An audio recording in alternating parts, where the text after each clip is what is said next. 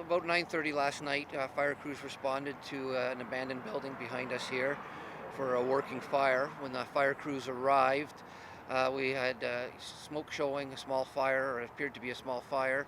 The building was boarded up very well. Took us a little bit to get into the building, so we immediately began a fire attack and began a search for victims.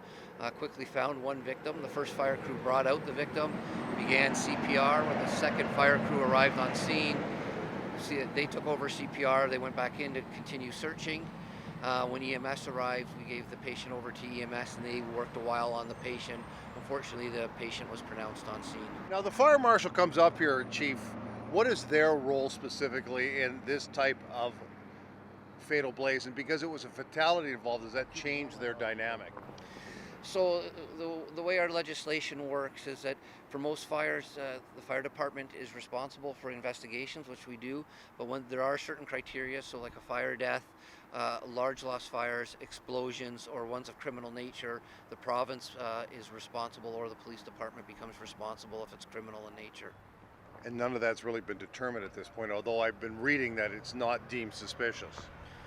Not yet, but it's still under investigation. Um, but yeah, the criteria is the fire death, and that's why the fire marshal's here and the police are all working together. And one of the fire marshal's many roles is to determine the cause of the fatal blaze.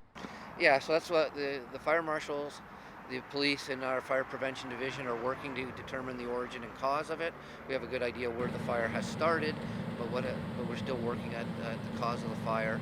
And obviously the coroner is going to schedule an autopsy for a cause of death. Dealing with a building like this that obviously is not up to code and hasn't been occupied for years presents one problem. The fact that there are homeless people in some of these homes when the fires occur is another significant problem, a problem that Whiteley says isn't going away anytime soon. Yeah, this is a very big concern for myself when it comes to public safety and firefighter safety. That we're seeing now with the homeless population that they're breaking into these abandoned buildings, especially in the wintertime or in cooler temperatures. They're using fire to stay warm or fire to cook. These buildings most of them are not structurally sound, so putting firefighters in to do a search, adds that extra element of danger. Our crews are aware that we just can't treat an abandoned building as an abandoned building. That if we can get into these buildings, we need to do a search to ensure that there are no people in there.